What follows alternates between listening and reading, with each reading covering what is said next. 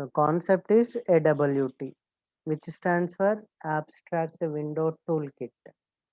And ఈ కాన్సెప్ట్లో మనం ఈ 2 ప్యాకేజెస్లో ఉన్న క్లాసెస్ని ఇంటర్ఫేజెస్ని వాడుకొని ప్రోగ్రామింగ్ చేయబోతున్నాం. Right? Okay.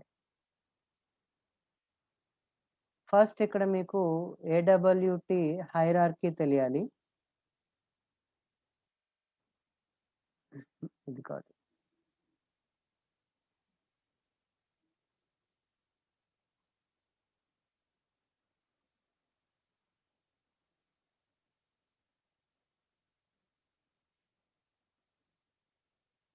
So this is the AWT hierarchy అండి.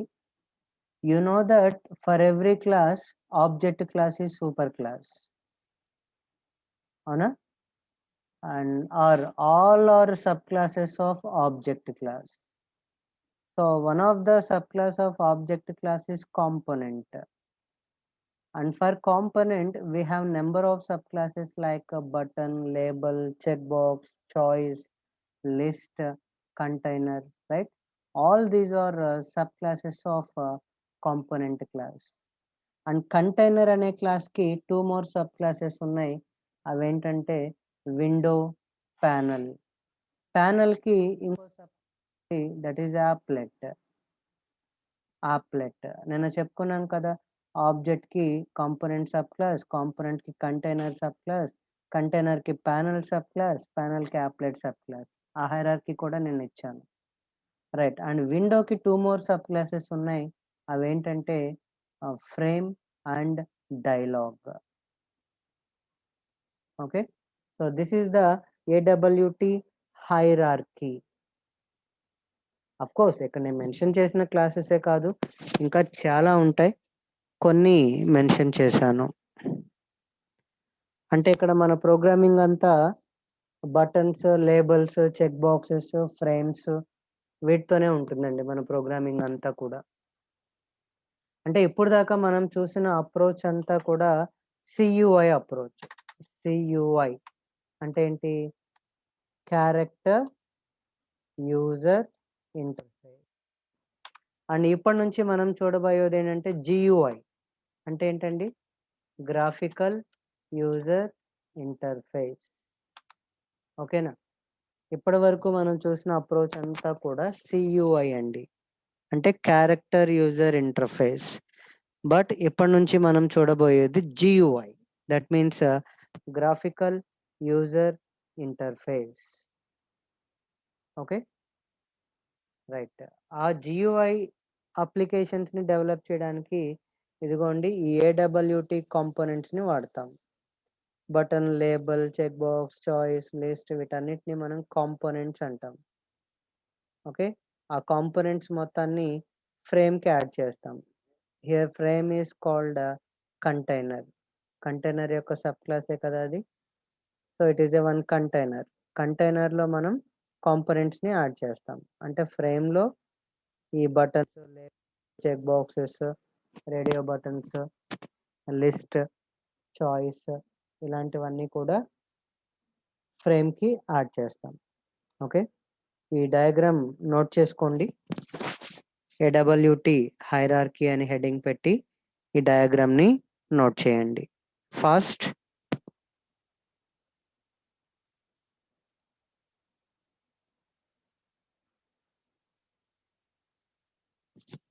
అండి.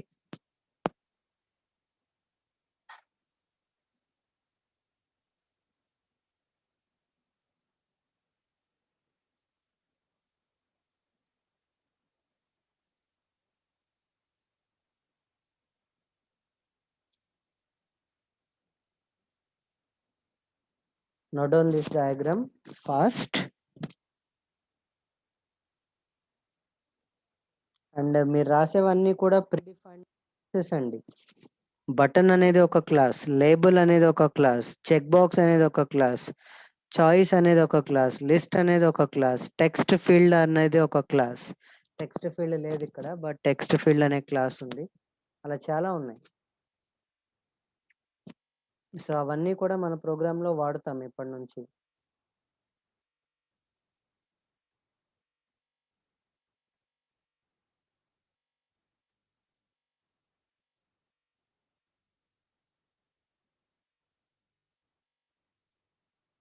స్క్రాల్ చేయనా?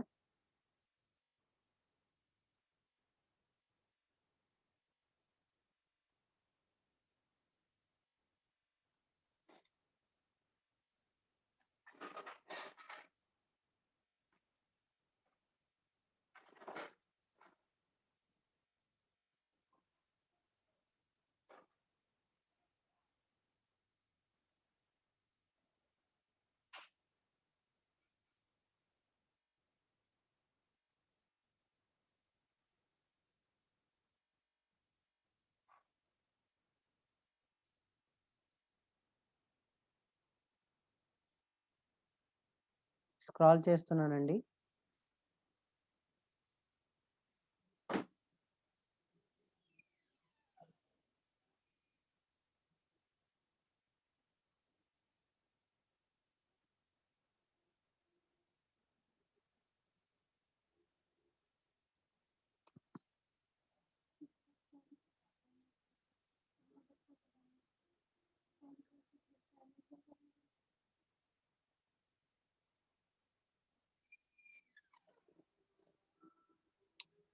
కంప్లీటెడ్. కంప్లీట్ అయితే ఇన్ఫార్మ్ చేయండి. ప్రోగ్రామింగ్‌కి వెళ్దాం.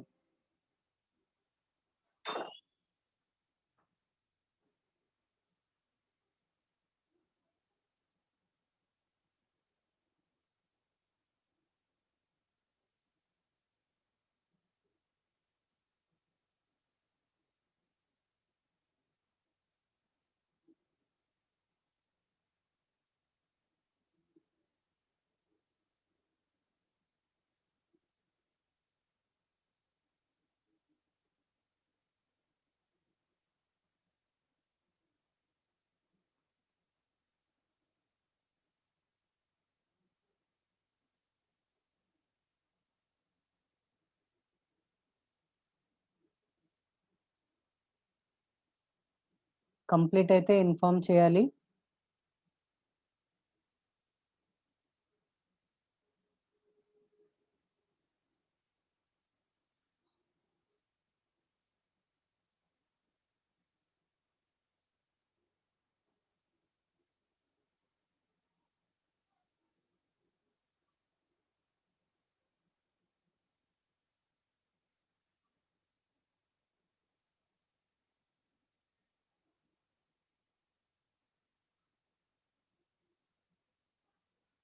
ఓకే.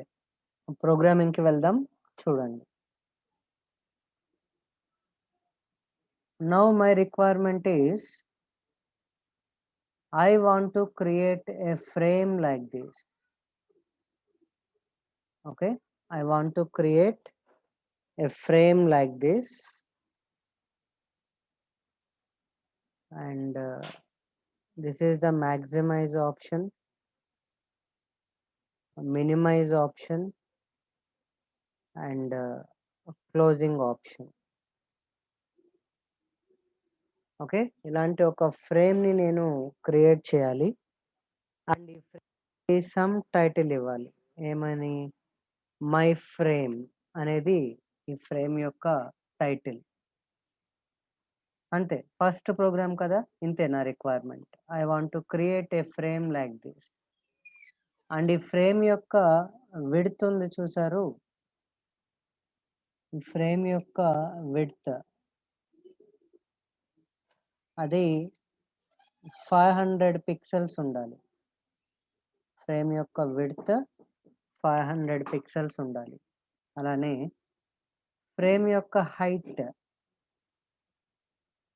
రైట్? ఫ్రేమ్ యొక్క హైట్ అగైన్ 500 పిక్సెల్స్ ఉండాలి. సో, ఇలాంటివి మీరు రన్నింగ్ నోట్స్ నేను చెప్పకుండానే మీరు రాయాలండి. Okay. I want to create a frame like this. ఆ ఫ్రేమ్ యొక్క టైటిల్ మై ఫ్రేమ్ అయి ఉండాలి. అండ్ ఆ ఫ్రేమ్ యొక్క విడ్త్ 500 పిక్సెల్స్ అయి ఉండాలి. ఆ ఫ్రేమ్ యొక్క హైట్ 500 పిక్సెల్స్ అయి ఉండాలి. అండ్ ఆ ఫ్రేమ్ మనకి విజిబుల్ అవ్వాలి. అంటే మన కంటికి కనపడాలి. అది నా requirement. Okay.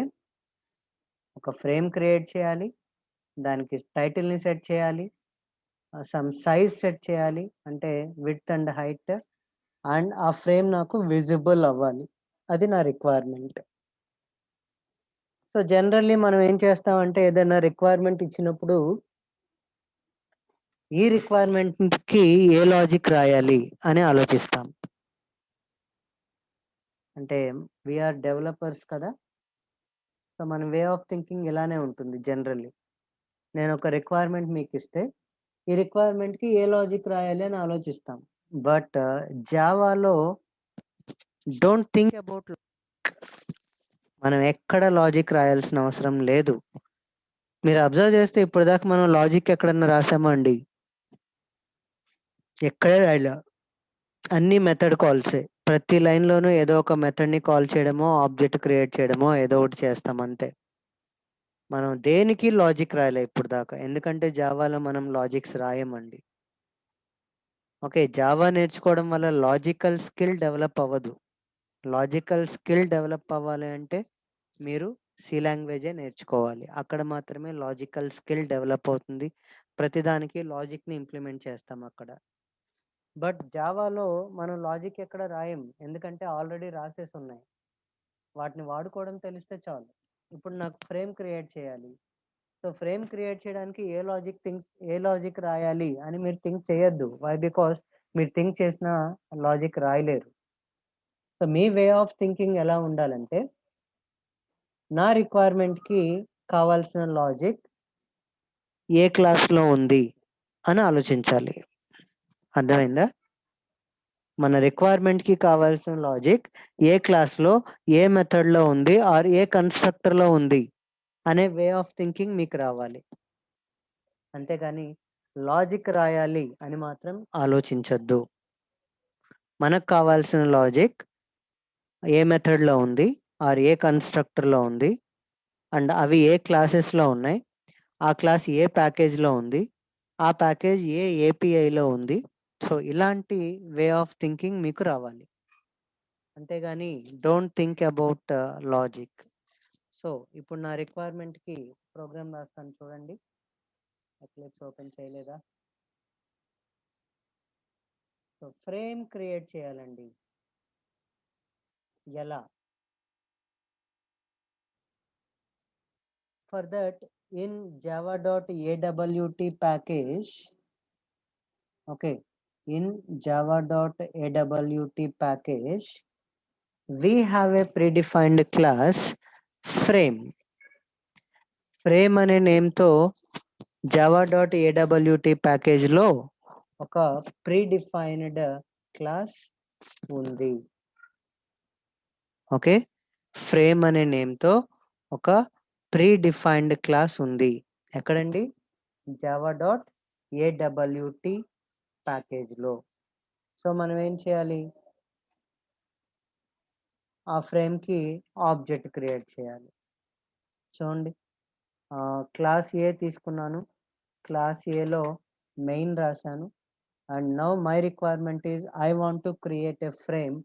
For that in java.awt package we have a predefined class frame. దానికి మీరు ఆబ్జెక్ట్ క్రియేట్ చేస్తే చాలు, ఫ్రేమ్ అన్నది క్రియేట్ అయిపోతుంది. మరి ఆబ్జెక్ట్ ఎలా క్రియేట్ చేయాలి? ఫ్రేమ్‌ని ఇంపోర్ట్ చేయాలిగా ఫస్ట్. చూడండి, పైన ఇంపోర్ట్ స్టేట్మెంట్ రాశాను. Frame f is equal to new frame. That's all. మీరు ఫ్రేమ్ క్లాస్‌కి ఆబ్జెక్ట్ క్రియేట్ చేస్తే చాలు, ఫ్రేమ్ అన్నది క్రియేట్ అయిపోద్ది. ఎలా సార్? మీకు తెలుసు ఆబ్జెక్ట్ క్రియేట్ చేయగానే కన్‌స్ట్రక్టర్ కాల్ అయిద్దని, అవునా? సో ఫ్రేమ్ క్లాస్‌కి ఆబ్జెక్ట్ క్రియేట్ చేయగానే ఫ్రేమ్ క్లాస్ యొక్క కన్‌స్ట్రక్టర్ కాల్ అయిద్ది. ఆ కన్‌స్ట్రక్టర్‌లో ఒక ఫ్రేమ్‌ని క్రియేట్ చేయడానికి కావాల్సిన logic already Java people రాసేశారు.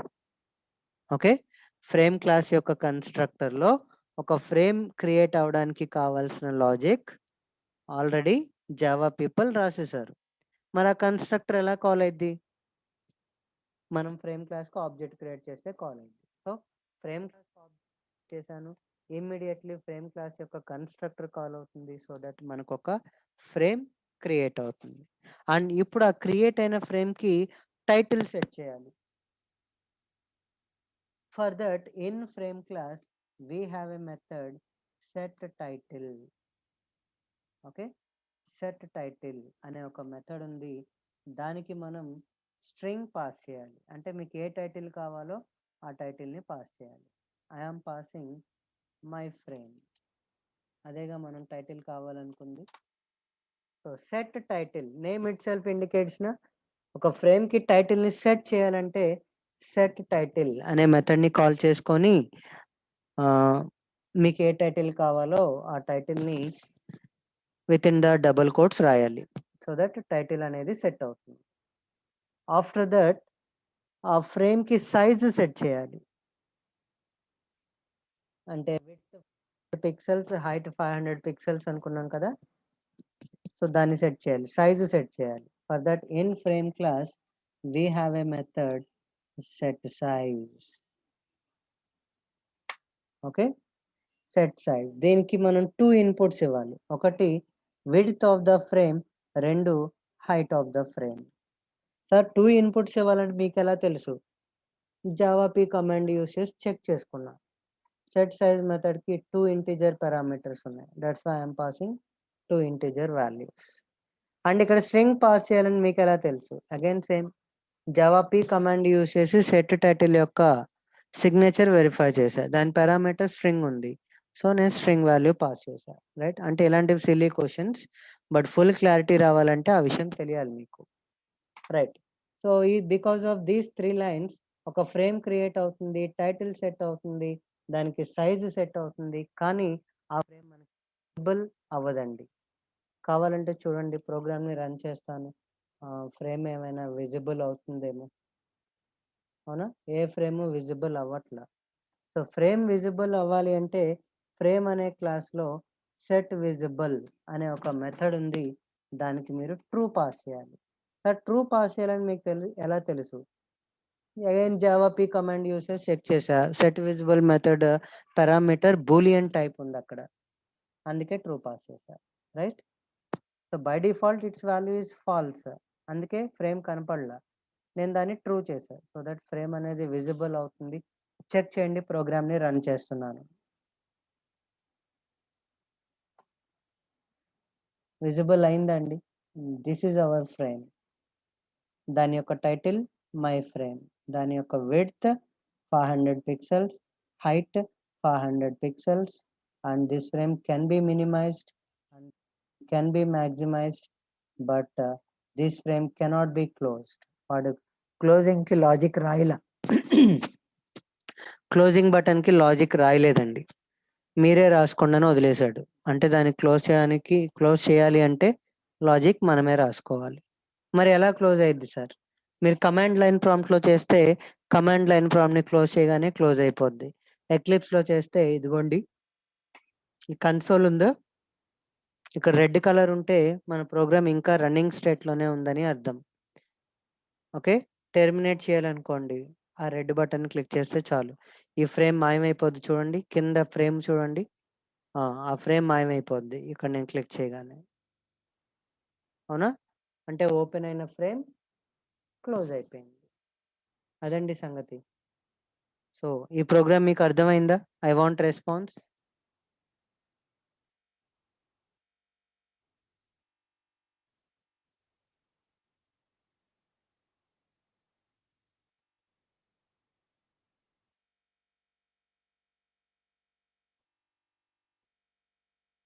Okay, note down this example.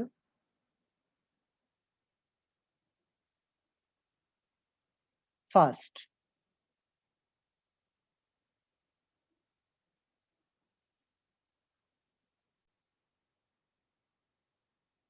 So frame క్లాస్లో ఉన్న మెథడ్స్ని కాల్ చేయడానికి మీరు ఎఫ్ డాట్ అని రాస్తున్నారు కదా.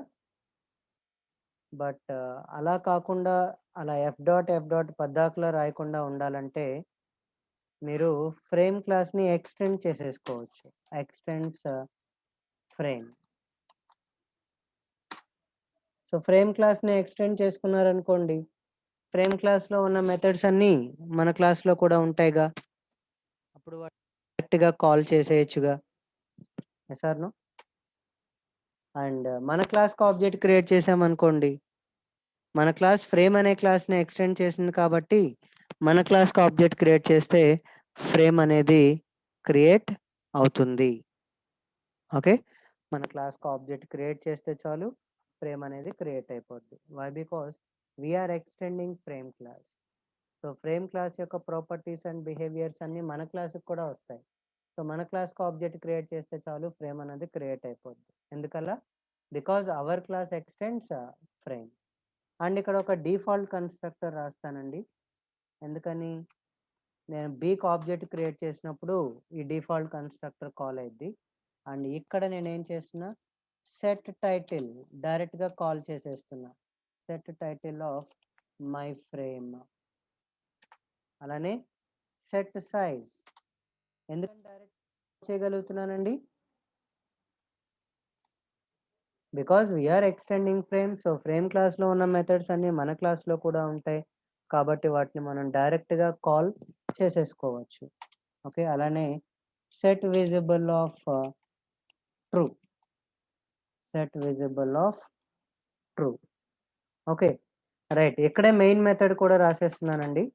వి కెన్ రైట్ ఎక్కడైనా రాసుకోవచ్చు. లేదా సెపరేట్ క్లాస్ అయినా మీరు తీసుకోవచ్చు. నేను ఇక్కడే రాసేస్తున్నా. అండ్ ఇక్కడ బి క్లాస్‌కి ఆబ్జెక్ట్ క్రియేట్ చేస్తున్నా. సో ఆబ్జెక్ట్ క్రియేట్ చేయగానే ఏమవుతుంది? కన్‌స్ట్రక్టర్ కాల్ అవుతుంది. కన్‌స్ట్రక్టర్‌లో మనం ఏం చేస్తున్నాం? టైటిల్ సెట్ చేస్తున్నాం, సైజ్ సెట్ చేస్తున్నాం, అది విజిబుల్ అయ్యేలా చేస్తున్నాం. అండ్ ఫస్ట్ ఆఫ్ ఆల్ ఎప్పుడైతే మీరు బీకి ఆబ్జెక్ట్ క్రియేట్ చేస్తారో ఇమ్మీడియేట్‌లీ ఫ్రేమ్ క్రియేట్ అయిపోద్ది. ఆ తర్వాత బి క్లాస్ కన్‌స్ట్రక్టర్ కాల్ అయిద్ది. ఆ తర్వాత ఆ ఫ్రేమ్‌కి టైటిల్ సెట్ అయిద్ది, సైజ్ సెట్ అయిద్ది అండ్ మనకి అది విజిబుల్. చెక్ చేయండి, మళ్ళీ రన్ చేస్తున్నా. అండ్ ఇప్పుడు ఈ ప్రోగ్రామ్ ఎగ్జిక్యూషన్ ఎక్కడ నుండి స్టార్ట్ అయిద్ది? మెయిన్ నుంచే స్టార్ట్ అయింది. తర్వాత ఆబ్జెక్ట్ క్రియేట్ అయింది. దెన్ కన్‌స్ట్రక్టర్ కాల్ అయింది. అండ్ కన్‌స్ట్రక్టర్‌లో ఉన్న లాజిక్ ఎగ్జిక్యూట్ అయింది. చెక్ చేయండి output. So this is the frame, right? Title is the my frame and width and height of the frame is 500 and 500 pixels. Okay.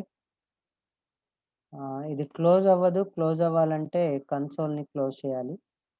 అదే మనం command line ప్రాంప్ట్‌లో రాస్తే command line ప్రాంప్ట్‌నే close చేయాలి. So ఈ programme అర్థమైందా? I want response.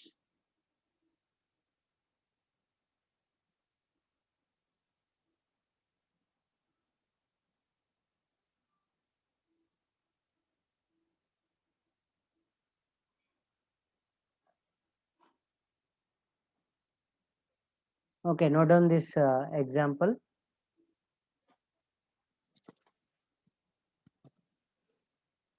Fast.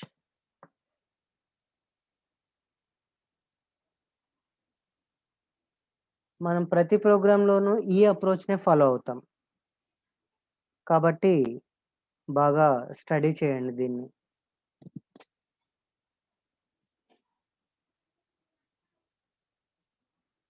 So ఇప్పటిదాకా నేను main ఎప్పుడు రాసినా ఒక సెపరేట్ క్లాస్‌లో రాసాను.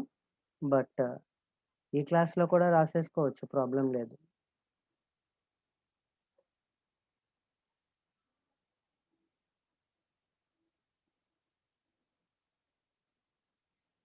ఫాస్ట్.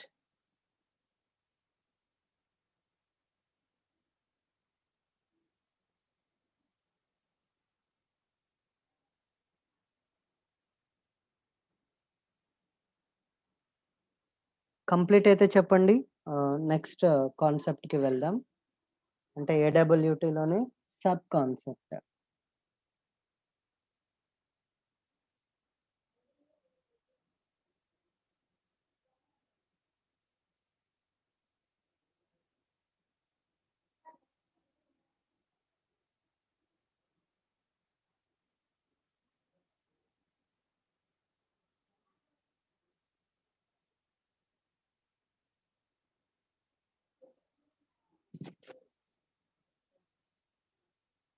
ఈ ఏడబ్ల్యూటీ ప్రోగ్రామింగ్ చాలా ఇంట్రెస్టింగ్‌గా ఉంటదండి. అంటే ఇప్పటిదాకా మీరు చూడని అప్రోచ్ అన్నమాట.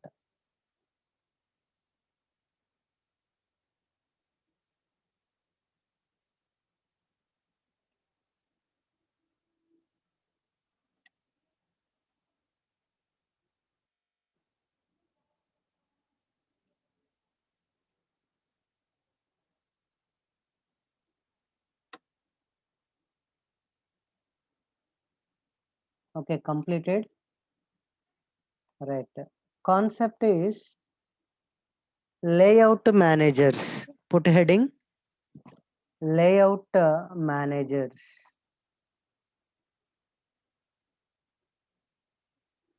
Concept is layout managers.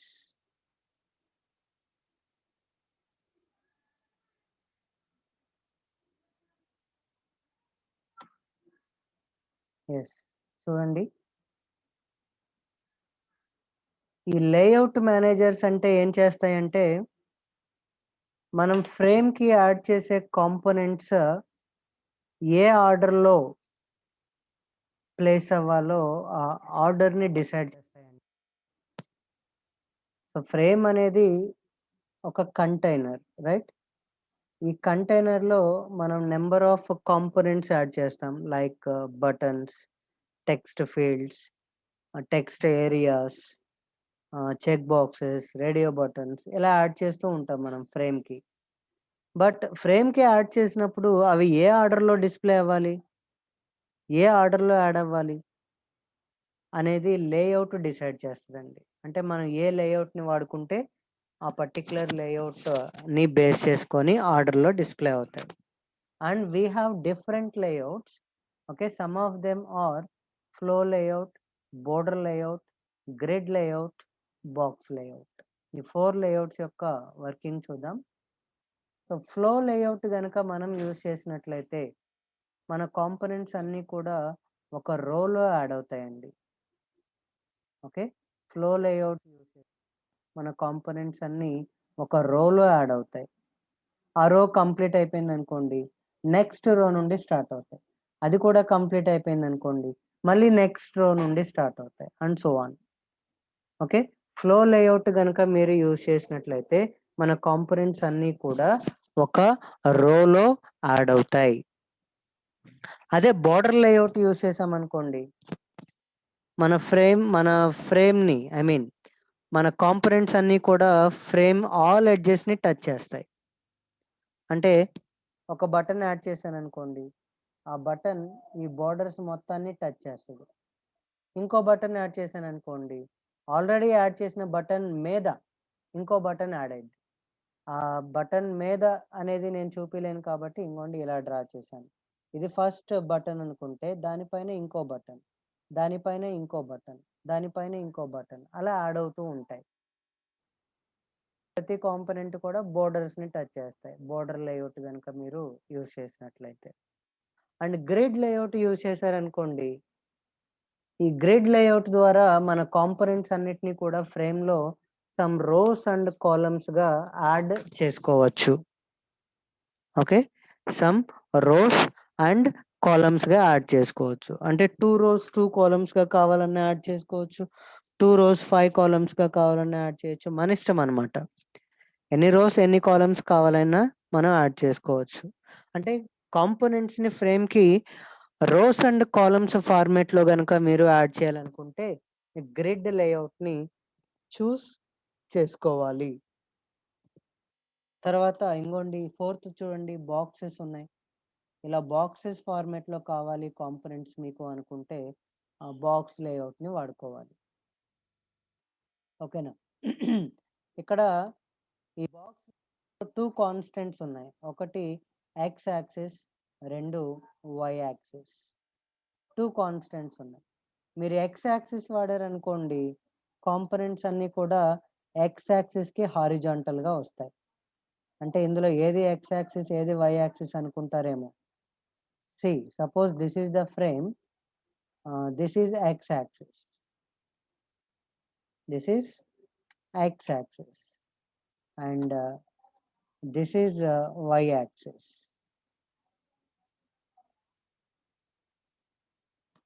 This is y axis. Already applets lo cheppanu kada. And this is 0 0, right? Origin.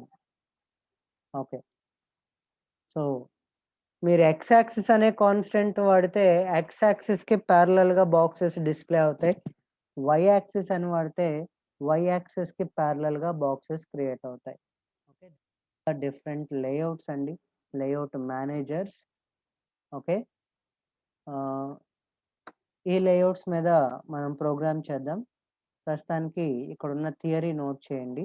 అంటే ఏ లేఅవుట్‌కి కాంపోనెంట్స్ ఏ ఆర్డర్‌లో డిస్‌ప్లే అవుతాయి అనేది మీరు నోట్ చేస్తే, మనం నెక్స్ట్ సెషన్‌లో వీటి మీద ప్రోగ్రామింగ్ చేద్దాం. ఓకే. అండ్ ఈ సెషన్‌కి క్లోజ్ అవ్వడానికి 1.30 సెకండ్స్ ఉన్నాయి. ఈలోపు రాసేయండి ఫాస్ట్‌గా. నెక్స్ట్ ఇమ్మీడియేట్ సెక్షన్‌లో దీని మీద ప్రోగ్రామింగ్ చేద్దాం. Start writing fast.